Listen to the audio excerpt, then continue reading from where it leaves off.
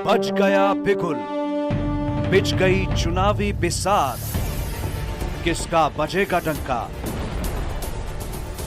और किसकी होगी मात। मैं सभी देवली विधानसभा और दक्षिणी दिल्ली लोकसभा के सभी मित्रों, कार्यकर्ताओं को, सभी को और मतदाताओं से, माता बहनों से निवेदन करता हूं कि अधिक से अधिक संख्या में वोट करें, जिससे हमारे रामवीर विदुड़ी जी का दिया हुआ जो वोट, आप कमल का निशान जो दबाएंगे, वो सीधा वोट मोदी जी को जाना है। और आप सब लोग और हम लोग सभी चाहते हैं कि मोदी जी तीसरी बार प्रधानमंत्री बने।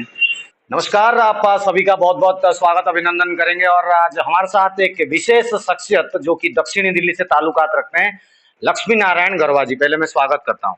बहुत बहुत धन्यवाद भाई साहब, आपका भी बहुत बहुत धन्यवाद जी। आपका स्वागत करते के साथ ही इनके परिचय में देना चाहूंगा। अभी राजस्थान में प्रभारी है शेरगढ़ विधानसभा और जोधपुर संभाग से। और जानकारी के लिए फिर से बताते हैं, पूर्व में पूरे दिल्ली प्रदेश के अनुसूचित जाति मोर्चा से उपाध्यक्ष रह चुके हैं, बड़ी जिम्मेदारी निभा चुके हैं, बड़े स्तर पर संगठनात्मक कार्य में ये जिम्मेदारी के साथ निभा करके पार्टी के लिए अथक प्रयास करने में इनका अथक योगदान भी रहा है। वहीं अगर लोकसभा चुनाव की बात करें और इस बार दिल्ली में जिस प्रकार से गठबंधन और इनके ऊपर केजरीवाल की चढ़ाई, खासकर बीजेपी के ऊपर, और बीजेपी को कमजोर करने में जिस प्रकार से वो कोई कसर नहीं छोड़ रहे हैं, कमियां गिना रहे हैं, और साथ साथ कांग्रेस को लेके भी चल रहे हैं। सर, पहले तो मैं गठबंधन के ऊपर बात करता हूँ, संसदीय क्षेत्र दक्षिणी दिल्ली के ऊपर बाद में बात करूंगा। कैसा लगा आपको गठबंधन और उनकी नीति गति? देखिए, गठबंधन कुछ नहीं है, क्योंकि गठबंधन क्या है कि गठबंधन के अंदर अब ये कहते हैं जी कि हम इस बार जो पूरे देश के अंदर 230 सीटें भाजपा की आएंगी और हमारी सारी सीटें हमारी होंगी। तो लगता है कि जितनी सीटें उतने ही प्रधानमंत्री। तो लगता है कि हर घंटा 2 दिन में, 4 दिन में एक नया नया प्रधानमंत्री बनेगा। तो ऐसा संभव हो सकता है कभी क्या? आईएनडीए गठबंधन से कोई चेहरा आपको दिखाई देता है गरवा जी? ऐसा वो मैं जानना। जी, चेहरा कोई नहीं इनका। जैसे मैंने अभी आपसे बात की और आपको मैंने बताया कि इनके चेहरे सारे चेहरे ये, क्योंकि ये तो सिर्फ ये कहते हैं इंडिया गठबंधन हो गया है जी, और उसके बाद इनका आज तक इनको ये पता है कि अगर हम, पहली बात तो ऐसा संभव नहीं है कि ये कोई लगता है कि 200 सीटों के अंदर भी आने वाले हैं या 250 में भी आने वाले हैं। ये 100-125 सीटों के अंदर निपटने वाले हैं। उसके बाद ये सोचते हैं जी कि हमारी सरकार बन जाएगी, तो सरकार बन जाएगी तो आपका एक प्रधानमंत्री को चेहरा तो होता होगा ना जी। वो तो होता है ना कि भाई ये पड़ेगा प्रधानमंत्री। तो आप रेटिंग देते हैं, निरस्त करते हैं? ये निरस्त सर, ये झूठी बेकार की बातें, लोगों को बहलाना फुसलाना, ये सब भी नहीं की। चलिए, जब निरस्त ही कर दिया है, अब इनके शीर्ष नेतृत्व, भारत के प्रधानमंत्री, बीजेपी के कद्दावर नेता नरेंद्र भाई मोदी जी के बारे में थोड़ी सी बातचीत करते हैं। उनके कामकाज के बारे में थोड़ा सा बताया जाए। भाई, लोग कई बार, विपक्ष भी सवाल करता है कि भाई उनने करा क्या, ऐसा क्या बात है, मोदी जी को क्यों वोट दिया जाए? देखिए, ऐसा है, ऐसे प्रधानमंत्री, यशस्वी प्रधानमंत्री ना आज तक हुए हैं और ना आज के पहले होंगे। ये जो व्यक्ति है, व्यक्ति नहीं, एक ईश्वर का रूप कह सकते हैं इनको। जैसे कि हर चीज को समझना, जमीन से लेकर छोटा कार्यकर्ता, जैसे हम भाजपा के कार्यकर्ता है, ये जमीन के कार्यकर्ता को देखते हैं कि जमीन का कार्यकर्ता मेरा कितना काम करता है, उसको मुझे ऊपर से अंत उदय, यानी कि नीचे के कार्यकर्ता को ऊपर लेके जाना है। और दूसरी जो पार्टी है वो कहती है भैया मैं, मेरा परिवार, मेरा घर, सब कुछ वही है। तो इस तरीके से नहीं चलता। और प्रधानमंत्री तो बहुत बड़ी एक देश के अंदर एक बहुत बड़ा स्थान होता है प्रधानमंत्री बनना। तो और बाकी जनता का पूरा फैसला आ चुका है, हम 400 पार करेंगे, इसमें कोई दो राय नहीं। 400 को तो नाम है, हम लगता है 450 भी पार कर जाए तो ये कोई आश्चर्य की बात नहीं है। भैया, यहाँ पर गरवा जी ने दावा ठोक दिया है कि 400 क्या, 400 तो बस एक आंकड़ा है, हो सकता है 450 पार सीट लेके इस बार हम सरकार बनाएंगे। वहीं दक्षिण दिल्ली संसदीय क्षेत्र की बात कर लेते हैं। यहाँ पर रामवीर विदुड़ी जो कि नेता प्रतिपक्ष हैं, और उनको इस बार टिकट दिया गया है, जो कि जोरदार रोक, एक तरह से शराब नीति के ऊपर रोकते हुए केजरीवाल को, मनीष सिसोदिया को बोला भी था, और बोला भी था कि भाई अगर शराब नीति वापस नहीं कराया तो मैं ये संसद छोड़ दूंगा, ये जो पदवी है मेरे को छोड़ना पड़े तो मैं छोड़ दूंगा, मगर उन्होंने करके दिखाया। वहीं अगर इस बार माहौल की बात करें, दक्षिण दिल्ली क्षेत्र की बात करें, गरवा जी क्या समझते हैं? रामवीर सिंह विदुड़ी को विकास पुरुष भी कहा गया है, किस तरीके से उनके छवि देखते हैं आप? जी, मैं देखो, पहले तो बहुत बहुत आदरणीय रामवीर विदुड़ी जी को प्रणाम और नमस्ते करता हूँ। और उनके काम का तरीका, मैं उनके जैसे बदरपुर विधानसभा के विधायक हैं, तो उनके कार्य को देखते हुए ना मैं कभी कभी जो जाता हूँ तो मुझे पहले, क्योंकि हमारे ट्रक भी चलते थे, पहले हमारे पास ट्रक होते थे, तो उस टाइम बड़ा बुरा हाल होता था। और आज उस चीज को देखते हुए इतना विकास हुआ, वहां पर इको पार्क बनना और एक बड़ी हाईवे लाइन बनना और सड़कें, रोड, नाले, हर चीज, पार्क, इतने सुंदर पार्क बना रखे हैं रामवीर जी, जो हमारे विधायक साहब ने, और हमारे आदरणीय सांसद साहब कह सकते हैं अब तो बहुत अच्छा कार्य। अग्रिम बता रहे अग्रिम बधाई भी कहता हूँ, अग्रिम बधाई भी देता देता हूँ मैं साथ साथ ना। तो हमारे सांसद बनने वाले हैं, अग्रिम बधाई भी उनको इस चीज की है। और लगता है कि उम्मीद है, जो हम आंकड़े लगाए बैठे हैं 5 लाख के आसपास, लगता है इस लोकसभा को जीतेंगे।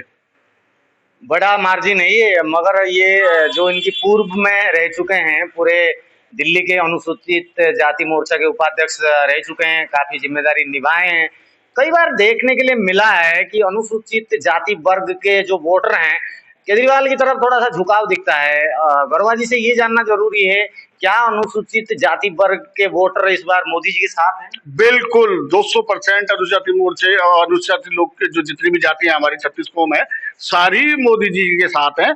और जो वोट बैंक है, अब इस बार आप, जब मैं कह रहा हूँ आपको 5 लाख से ज्यादा विजय मिलेगी, और जिसके अंदर अनुसूचित जाति के जो लोग हैं उनका वोट बैंक, आप इस बार जब पिटारा खुलेगा ना जी, तब आप देखना कि आपको लगेगा कि लगता है अनुसूचित और मुस्लिम वोटर।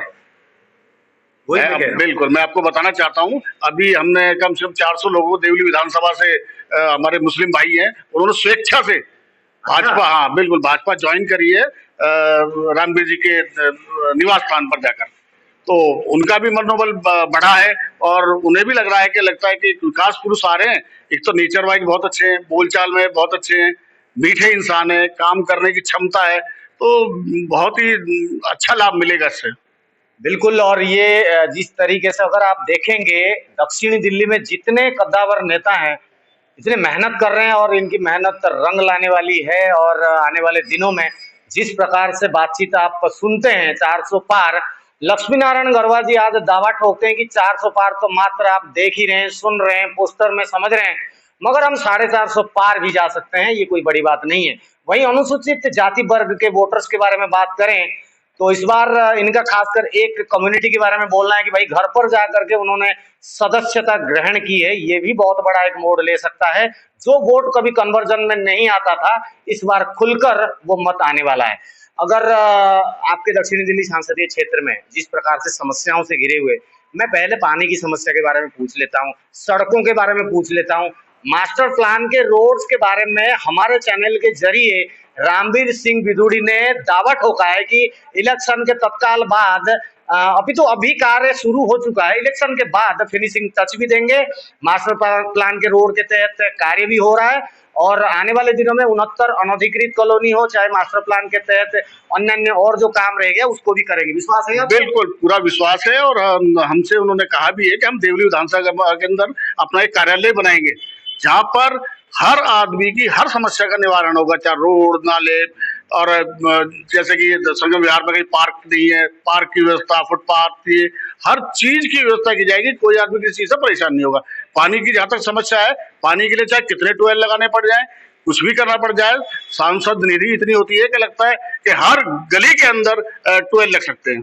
तो पानी की समस्या को भी रामवीर जी जीतते ही वो दूर करेंगे बहुत जल्दी। जी, उन्होंने ऑन रिकॉर्ड हमें भी बोला था, हमने यही स्पेशली बात करी थी कि भाई अगर हम देवली विधानसभा और संगम विहार विधानसभा की तमाम सारे जल समस्या को लेके अगर हम कंप्लेंट्स आपको देते हैं तो क्या आप तत्काल प्रभाव से कार्य करेंगे? उन्होंने बोला 4 दिन का समय मात्र है वोटिंग के लिए, जैसे ही वोटिंग खत्म होती है आप संपर्क में जरूर आना। और आने वाले दिनों के लिए हम वादा भी करते हैं, देवली विधानसभा हो चाहे मेरे संसदीय क्षेत्र में किसी भी जगह पर अगर जल समस्या से ग्रसित हैं लोग, तो हम इस समस्या का निवारण भी करेंगे, और जल पाने के लिए जो तरसती जनता है उनको हम नहलाएंगे भी, भरपूर पानी भी देंगे, रोड भी देंगे, सब देंगे। अब जाते जाते जिस प्रकार से कम समय रह गया है, 25 को वोटिंग है, दिल्ली की जनता किस प्रकार से वोटिंग करें, किस तर्ज पर वोटिंग करें, रामवीर विदुड़ी जी कैसे जीतें, मोदी सरकार कैसे बने, वो तब्दील जरूर कर सकते हैं आप। मैं सभी देवली विधानसभा और दक्षिणी दिल्ली लोकसभा के सभी मित्रों, कार्यकर्ताओं को, सभी को और मतदाताओं से, माता बहनों से निवेदन करता हूं कि अधिक से अधिक संख्या में वोट करें, जिससे हमारे रामवीर विदुड़ी जी का दिया हुआ जो वोट, आप कमल का निशान जो दबाएंगे, वो सीधा वोट मोदी जी को जाना है। और आप सब लोग और हम लोग सभी चाहते हैं कि मोदी जी तीसरी बार प्रधानमंत्री बने। आपने कीमती समय दिया, चुनाव के ऊपर आपने बातचीत की, आपका ढेर सारा बधाई। बहुत बहुत धन्यवाद। और रमेश जी, आपका बहुत बहुत धन्यवाद, आपका चैनल का भी बहुत बहुत धन्यवाद। बहुत बहुत धन्यवाद, जुड़े रहिए। और हाँ, एक बात भूलिएगा मत, गर्मी का टाइम जरूर है, लोकतांत्रिक देश में आप रहते हैं, वोट डालना मत भूलिएगा, वोट जरूर दीजिएगा ताकि इस लोकतंत्र के पर्व में आप भागीदारी ले सके और सरकार बनाने में मदद कर सके। जय हिंद, वंदे मातरम।